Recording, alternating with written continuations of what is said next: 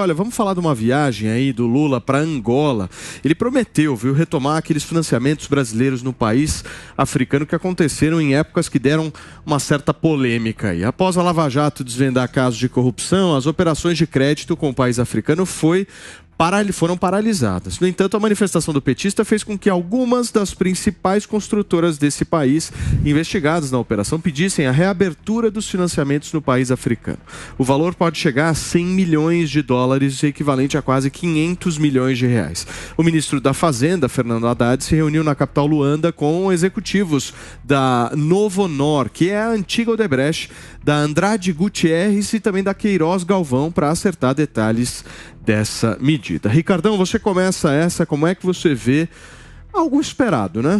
Do ponto de vista do que a gente imaginava que o governo Lula faria, acho que essa questão do relacionamento internacional com países como, por exemplo, esses africanos, voltam à tona. Exatamente.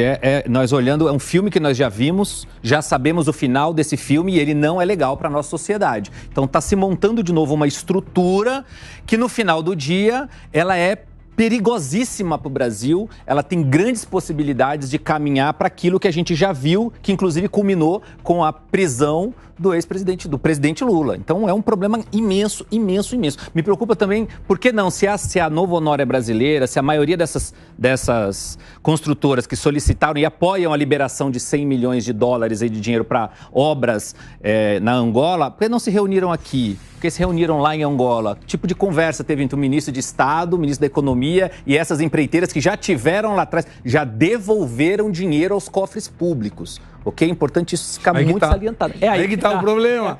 É o modus operandi voltando. Precisam arrecadar de novo. Mas sabe que tem uma coisa nesse financiamento que na época foi através do BNDES, né? Uhum. Eu investiguei a questão de Cuba, que agora foi. Agora seria também pelo BNDES. Aí que está o perigo. Mas qual é o garantidor? O Fundo Garantidor de Exportações, que já pagou, ou seja, dinheiro brasileiro, já pagou parte dos 600 milhões de dólares que Cuba deve pelo porto, feito pelas empresas construtoras da Lava Jato, e que 216 milhões foram pagos por todos nós. Então, por que se já vai ter essa questão? Não coloca em lugar de fundo garantidor como garantia as próprias empreiteiras.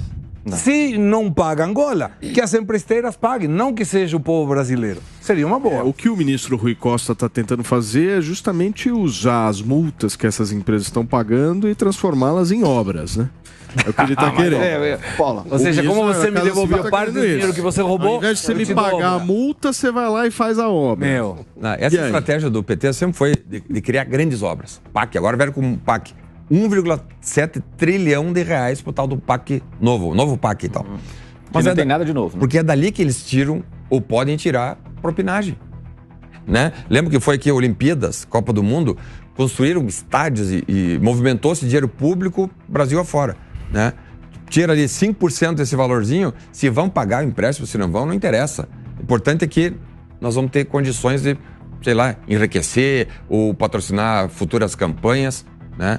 Porque qual é o interesse, o esforço para fazer essas obras sempre no exterior? Porque então, vamos movimentar, vamos fazer então metrôs aqui no Brasil, várias capitais vão ter metrô. Saneamento básico. Duplicação de vias, saneamento básico. Aliás, o PT votou quanto ao saneamento básico? Nós votamos lá, foi em 2021. Mas isso, 2020. Mas, deputado, isso aí sempre foi uma estratégia do PT. Esse relacionamento internacional, ele é muito focado na questão ideológica. Por isso que nós estamos batendo. Esse é um produto ideológico que o PT entrega para... Mas eu vou outro de vista prático, eu vou deixar você terminar, mas eu queria só o gancho do que você falou, metrô e saneamento básico. 99% das pessoas não concordam com o que eu vou falar aqui. Mas a Lava Jato foi importante para o país, mas faltou um mecanismo de proteção das empresas. Eu vou dar um exemplo do metrô aqui de São Paulo. O senhor falou de metrô, eu vou entrar nessa questão do metrô.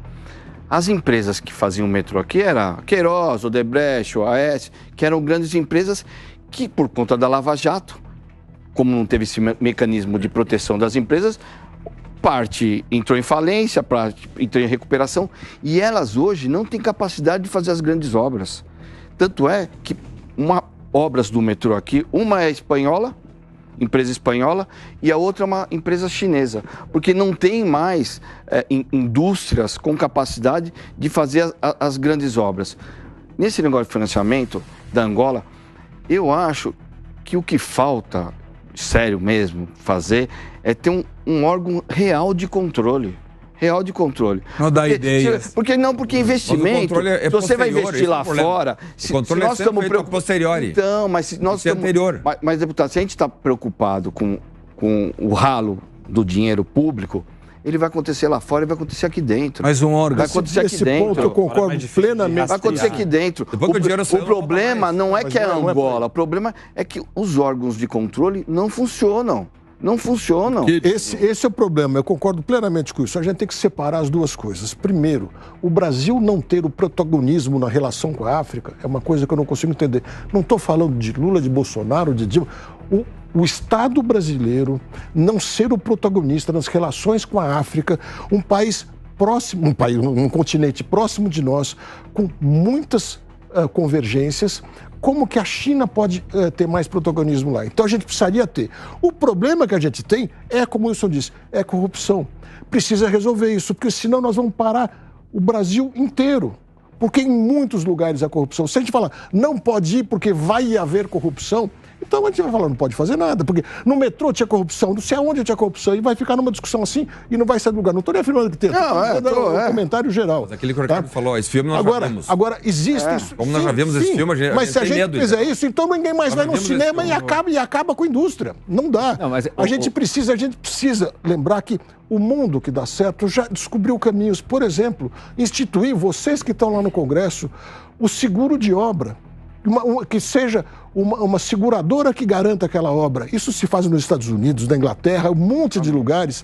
São coisas simples para fazer. Agora, dizer que a gente não pode ir para a África e mais... usando seguros. A lei não proíbe fazer. Agora, não é lei não proíbe, a lei tem que obrigar. Não.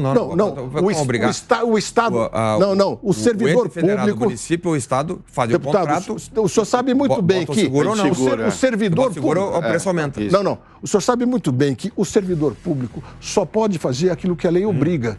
Ele tem que ser obrigado, para contratar uma obra pública, a exigir um seguro garantidor da obra. Quem paga o seguro é o cidadão, né? Isso que é ruim. A questão você prefere pagar 3, 4% de seguro ou 10, 20% de corrupção e ficar como... Eu prefiro não pagar nem seguro nem corrupção. Mas nesse caso aqui a gente tem um problema, Paulinho, que é o seguinte, é inconstitucional essa ideia de as empreiteiras envolvidas e que devem participarem dessas obras, porque isso viola frontalmente um princípio da concorrência, um princípio da licitação. E, inclusive, na licitação, é requisito que a empresa não deva, tem que apresentar certidão negativa de dívida. E aqui está na contramão total, ou seja, se você deve para o Estado, é que você vai participar. Aí a outra empresa vizinha, que está com tudo em dia, nunca participou de nenhuma investigação dessa natureza, vai ficar de fora, vai ficar sem participar. Mas a empresa vizinha não é mais nacional. É inconstitucional.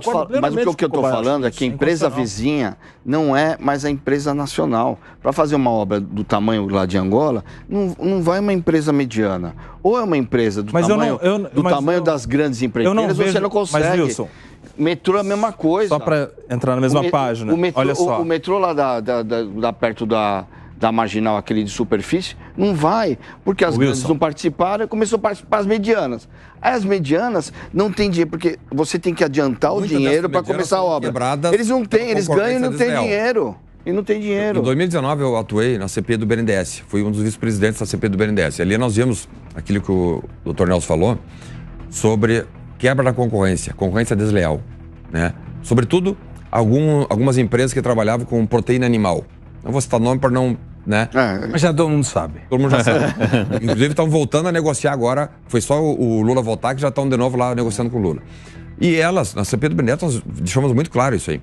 Elas quebraram uma dúzia de médios frigoríficos porque só elas conseguiam crédito no BNDES sem garantia, com propinagem por trás, né? Então tem a relação também da concorrência. As empresas grandes quebraram essas empresas pequenas porque não podiam concorrer. Era uma licitação fajuta, o preço lá em cima para vencer, com um percentual para o governo de plantão, né? E acho, deputado, que tem um outro ponto aqui. Nós não temos um plano de Estado no Brasil. O que é que o Brasil vai... Eu concordo com você que a gente podia liderar, mas existe um plano de Estado brasileiro? Nós temos tantas prioridades aqui que a gente está aleatoriamente, talvez buscando lógicas antigas, não republicanas, para colocar 100 milhões em Angola, qual o plano de Estado brasileiro nas relações exteriores? Qual o plano de Estado brasileiro para a Amazônia, para o desenvolvimento da Amazônia? Nós não temos um plano de Estado brasileiro. O Brasil parece pato.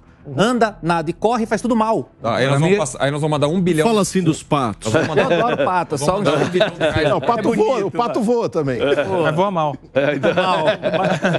Segre, nós vamos mandar 1 bilhão de reais agora para a Argentina, né? Mas metade da população brasileira não tem saneamento básico. Toma água que não é potável. Mas para mim, esses 100 milhões que vão na Angola é um teste. Sim. Vamos mandar para ver se vai. Vai, exatamente. Vamos mandar mais. Né? E voltando à crítica, eu estou lá dentro do parlamento, é uma crítica ao parlamento que eu hoje faço parte.